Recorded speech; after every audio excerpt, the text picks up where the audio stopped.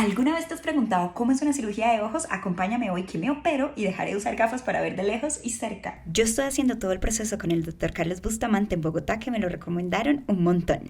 Llegó el día de la cirugía y hay que ir con ropa cómoda y comprar los medicamentos del posoperatorio. Yo iba muerta del susto, aunque sabía que es un procedimiento rápido y poco invasivo.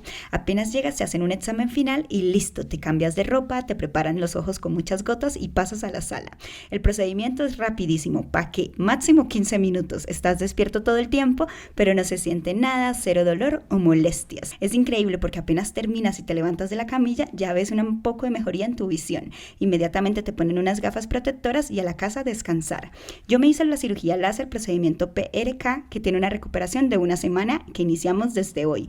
Costos, preguntas comunes y proceso los puedes leer en la descripción. Nos vemos en la segunda parte con mucho más detalles del posoperatorio y cuánto me tomó en tener mi visión 20/20.